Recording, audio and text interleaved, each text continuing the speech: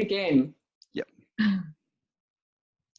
Hello, everyone. Dr. Todd Lizon with you today. And today I'm honored to have on this interview Nicole Bathurst, who's a dietitian. She's been practicing for about 30 years at this point. And she's also been a nutritional balancing client for about 4 years. And lately I've been speaking quite a bit with Nicole because she does a lot of excellent work with the dietary components in a nutritional balancing program. And through this interview, she's going to share with us a little bit of her successes and challenges and how she's been able to get nutritional balancing dietary worked into her day in a relatively simple way. Share with you her program and what she does with her clients in introducing nutritional balancing dietary plans to them. So without ado, I give you Nicole Bathurst. And Nicole, welcome. Thank you for being here with me today. What started your journey with food and health? Well, I started out quite dysfunctionally, actually. I struggled with bulimia in my late teens and early 20s. But then I read a book called Fit for Life, and I realised that there was, it sort of opened up that door of realising that food can impact our health. And I hadn't made that connection before. And it impressed me so much so that I went on and read so many other books, but then I actually went back to university at 23 and became a dietitian. And, you know, years and years of following, you know, different diets and trying different things. But my wake-up call came 4 years ago when I got breast cancer at 48. Wow, that must have been a huge shock at 48. Well, it was actually. You know, I was the healthiest person I knew, and I was really, really shocked to get cancer. Yeah. And look, I was really lucky. They found it really early, and I chose to have a mastectomy so that I didn't have to have any radiation, and luckily it hadn't spread. I didn't have to have chemotherapy, but I knew that something had to change. And in the lead up to getting breast cancer, I had actually been playing around with becoming a raw food vegan. And, you know, there's a lot of compelling information out there which is, you know, says that that's the way to go. And I think that, you know, when we want to follow a certain path, we read information that supports that path. But when I got cancer, I had done enough research to know that cancer loves sugar. And I knew that I needed to get rid of all the sugar in my diet, even though it was so-called healthy sugar. I was having a lot of fruit, a lot of honey and dates. And in actual fact, I just wanted to give my body the best chance of healing, and I knew that I needed to get rid of all of the sugar. And that was actually when I stumbled across Dr. Wilson and his material and, you know, found yourself. Yeah. Yeah. Oh, excellent. Yeah, you're right. Sugar is really the biggest culprit, and not just in cancer, as I'm sure you'll explain, but with most problems that are out there, sugar is definitely proving to be the culprit. Absolutely. So you changed your diet. Did you make any other changes when you had that diagnosis? Well, the changes that I made were actually after I met you. So I came on board with you. We did the program and did the hair mineral analysis and got the supplements to support that, and started eating really what I talk about now all the time. It's just eating real food. I mean, that's exactly what Dr. was talking about. I mean, I just always think of him as being way ahead of his time. You know, it's just getting back to eating real food. And also, because I chose not to take tamoxifen, I chose to do a coffee enema instead. So that became my daily routine. And what I love about the coffee enema is that you have to lie still for 15 minutes. So what do? You meditate. Yes. You know, so you meditate or pray for 15 minutes, which ticks another box. You're doing the coffee enema, which we don't have scope to talk about how beneficial that is. But I'm really excited that coffee enemas are starting to come into a lot more of functional medicine doctors' plans. You know, they're starting to realise the benefits of them, which is really good. I also purchased one of the infrared saunas, and that is still a part of my life. Just to let you know, I did coffee enemas every day for over 4 years. Even when I was in Thailand. Now they're a part of my weekly plan, so I do them once a week. Unless other things happen and I feel a need for more of them.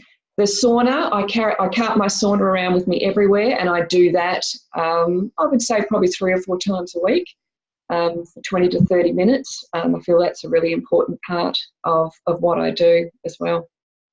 And of Yeah. course the diet, you know.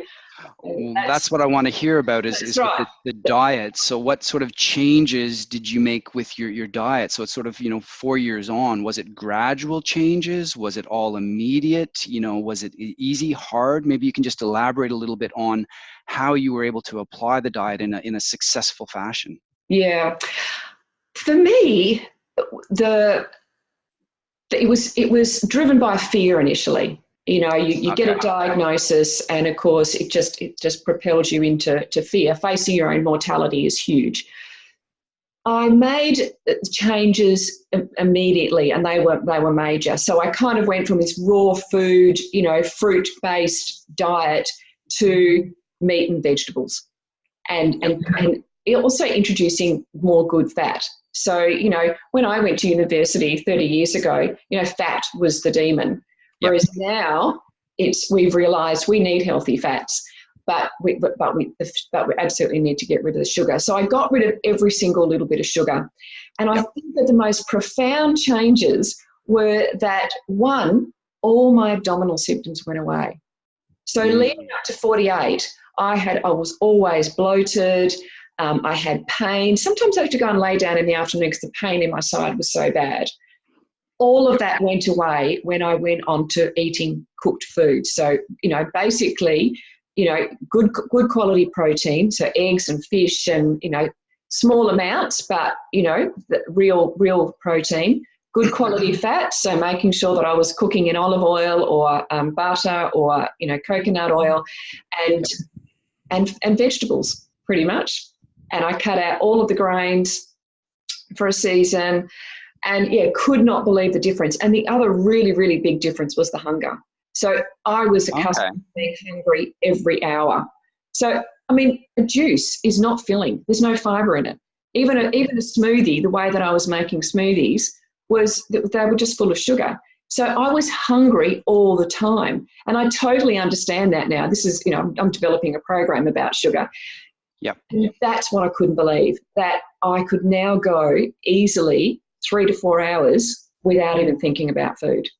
It's just amazing. Yeah. But it's also been gradual. So over the 4 years, I've, slowly cut out more and more things that I realise aren't beneficial for my health. Like, giving up alcohol was a huge one for me because, especially up here in Port Hedland, it's just such a social thing. It's just everywhere. And I just realised that this just was not doing anything for my health. And I think what we don't realise is that the way that there's an association between smoking and lung cancer, there is an association between alcohol and breast cancer. And it needed to go. So, big changes like that. So I'm curious because a lot of the listeners to this will be struggling with the transition. So it's pretty easy to understand what you're saying about eating real foods, but it's one thing to say to go from where they are with their current diets to going to this sort of optimal type of diet. That transition can sometimes be difficult. Absolutely. That journey for you, was that because you had the knowledge, you had the dietitian knowledge. So was the journey easy? Did you struggle? Maybe you can just give us a bit of insight on how the transitioning works or what you teach your clients as far as transitioning. Yeah. Oh, look, absolutely. It's a journey. It is not easy. And even now, for me, things creep in. For me, it's like, coffee creeps in. And all of a sudden you're having a coffee every day and you're going, I don't want to be doing this. And so, I use things like Feb fast. I don't fast alcohol anymore, but I might fast coffee to give myself a break. Because what I think is really important is to see how you feel when you don't have that substance. Like the revelations that I had when I stopped eating sugar, I had these amazing revelations. And now that's what keeps me motivated. So there are times like Christmas when, say, fruit, comes in because there's mangoes more. Mango season, That's right. But what I realise is my abdominal symptoms come back, my hunger comes back. And so that just motivates me to go, okay, this has been an enjoyable couple of weeks, but now I'm going to get back on track. To answer your question though, Yep. definitely it's a journey. And I take my clients on a journey from where they're at. So, and it also depends on how motivated they are.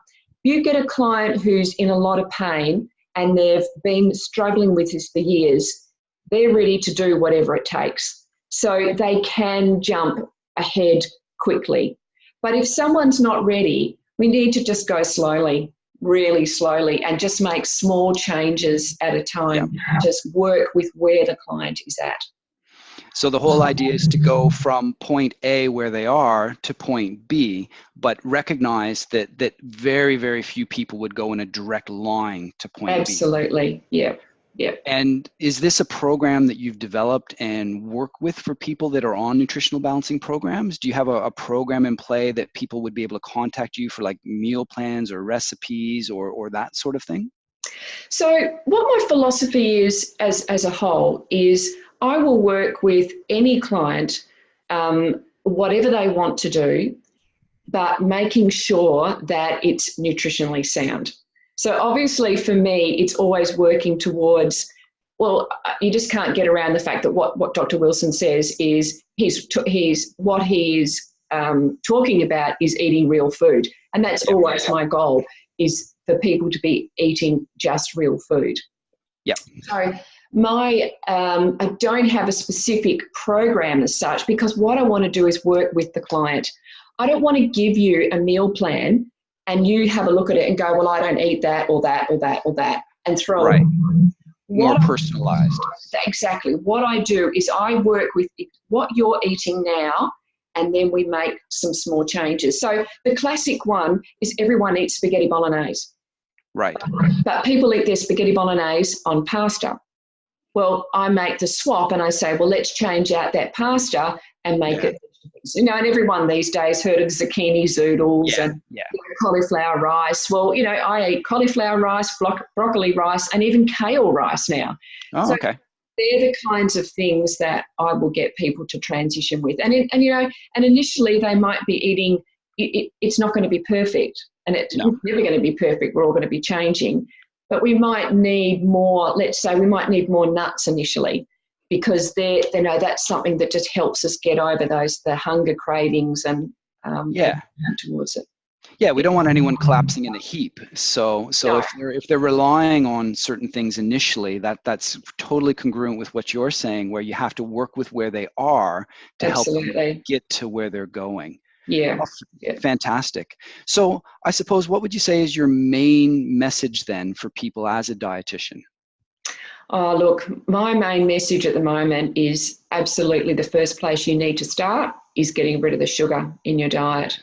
I think what's really, really come to the forefront is how destructive sugar is. It is. And I think the other thing to remember is that it's addictive. So, that means that you can let yourself off the hook. You're not addicted. You're not weak-willed. You are addicted, but you're not weak-willed. You don't lack discipline. You're addicted. And so therefore we address that problem differently. And we go, okay, well then we have to get rid of it. Yeah. We have to get rid of it. And that doesn't mean to say we have to throw out everything sweet, because there's ways around it. But that's where we need to start. Yeah. Definitely. Yeah. No, fantastic. And I suppose another question for you then, for listeners that are on nutritional balancing program, is just, how has nutritional balancing and the hair mineral analysis test helped you in your journey?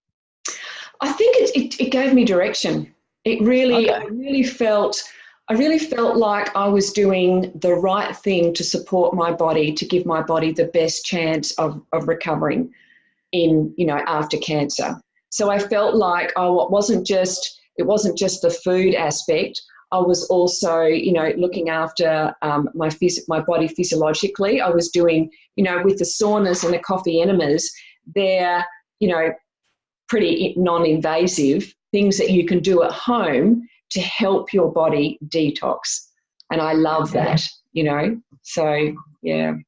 Oh, that's fantastic. And any last minute words that you'd like to share with people that are thinking about contacting you or working with you? How might they contact you? What might they expect? Any last words of advice there? Well, just jump on my website and go to the Work With Me page, and you can see where you can work with me. I offer, I do a one-on-one consult for 45 minutes if people just would like to go through, if they feel like they're fairly much on track.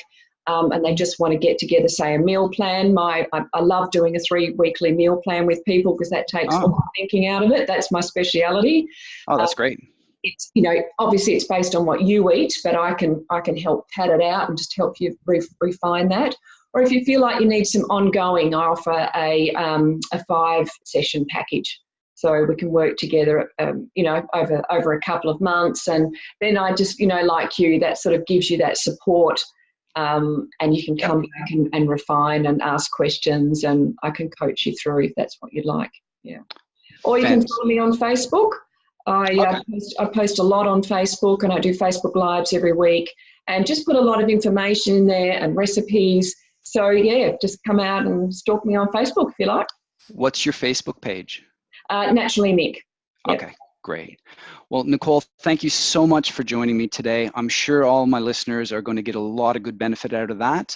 If anyone has any questions for me, you can certainly email me. And if anyone wants to learn more about Nicole's programs and what she's doing, just send her a quick email, or like she said, jump on her website or on her Facebook page. Until next time, everyone, please keep well. We'll see you next time. Awesome. All right, there we go. Take 3 worked.